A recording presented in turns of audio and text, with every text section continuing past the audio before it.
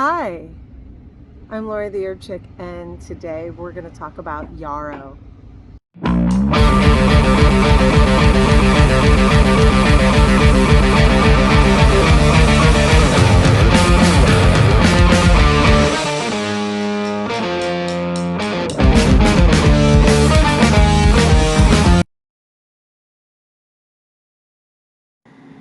Let's talk about what yarrow looks like so you're not confused with other plants. You want to be looking for these tiny flowerets. They look like your usual daisy. They've got kind of like a yellowish middle, or sometimes in another color yarrow will be white middle. And then they have little petals around it. And those little flowerets are clumped up into clusters, and they'll either be slightly domed across the top, maybe flat across the top. They can vary a little bit like that, but you'll know it. It's very distinctive when you see it. They like to grow out in the open sun, but not where they will fry asunder, you know? I mean, they kind of like having some partial shade now and then. That's why they grow a lot in the temperate regions. One of the things that gives yarrow away are the leaves. Now when you look at that, see, you've got your nice cluster of flowerets across the top, but then when you get looking at it and you're not quite sure if that's yarrow, what you want to look for is the leaf. The leaf is going to have a feather-like quality to it. It's very thin, tiny, all along a spine. It's a composite leaf. And you'll see these leaves crop up before you see the flowers. See, there's the leaf. You can see all the little feather-like leaves on there. That's what you're looking for. That's going to be your dead giveaway on whether or not it's yarrow. Sometimes it's mistaken with Queen Anne's lace. Sometimes people think they're going to mistake it with hemlock, but later I'll show you that. You want to look, you'll see these leaves pop up before you see the flowers start, and they're very hardy plants.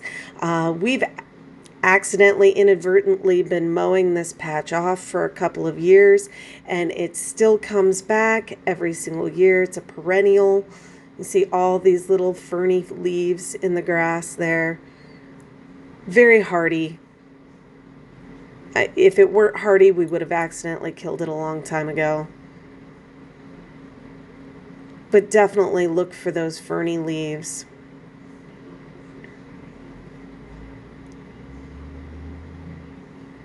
They'll grow. Usually the max height you're going to be looking at is about 3 feet. It'll be a single stalk, not very wide, just a regular stem. You'll note here's a nice view of it from the flower down the stem with the feather ferny leaves. And then you'll notice the roots do not have a tap root, they have runners.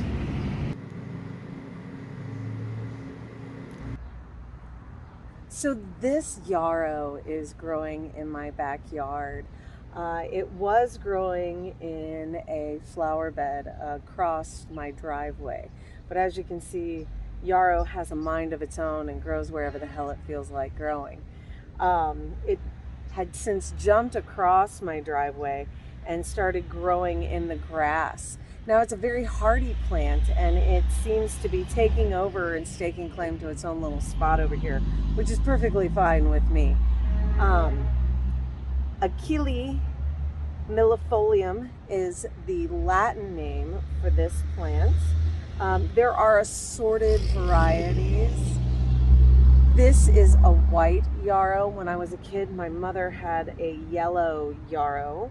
And this weekend, I got a picture of a red yarrow.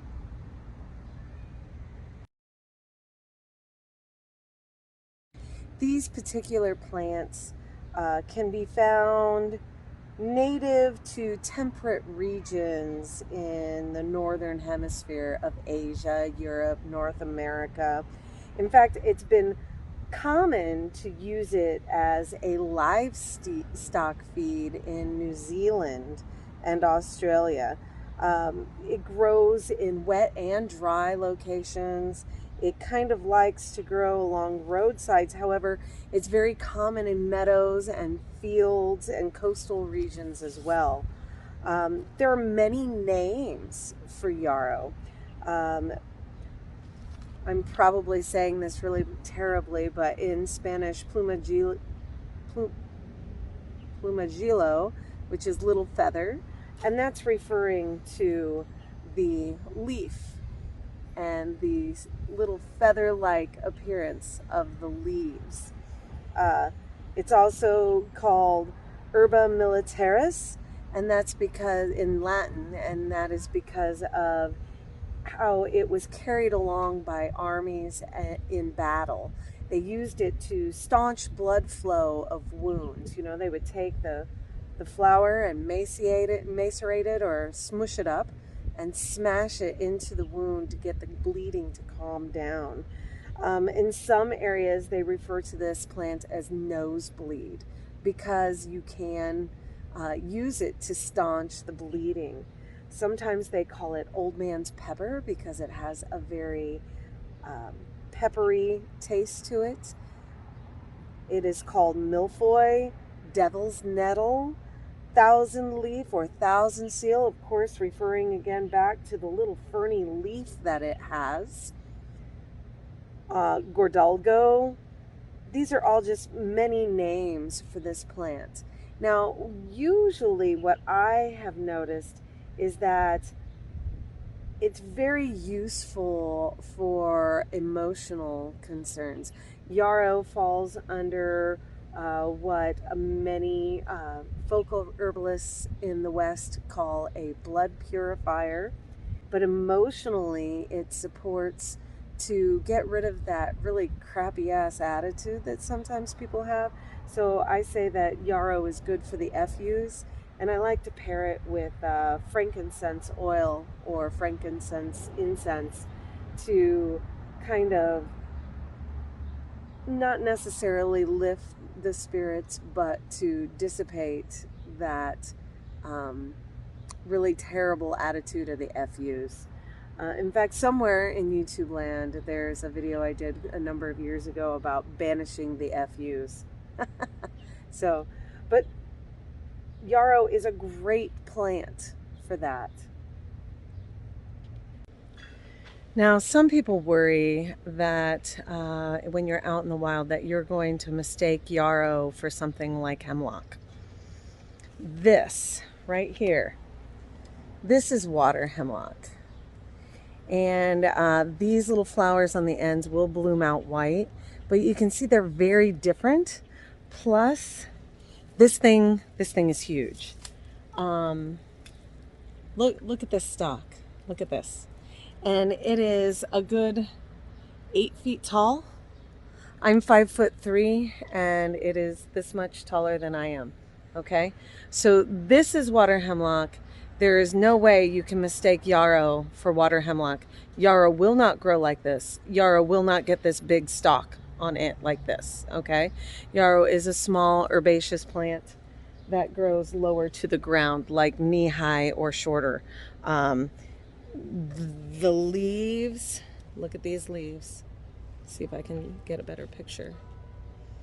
These don't even look remotely like the lacy, ferny leaves of the yarrow plant. So this cannot be mistaken for yarrow. I do understand people's concern that you don't mistake hemlock for something, but this is hemlock. This is water hemlock. This stuff is dangerous. This stuff is poisonous. It does not look like yarrow. So just so a comparison, so you're aware. So now you guys know why I think yarrow is such a badass herb. I have a blog post with more details on it. Go check it out at herbchickonline.com.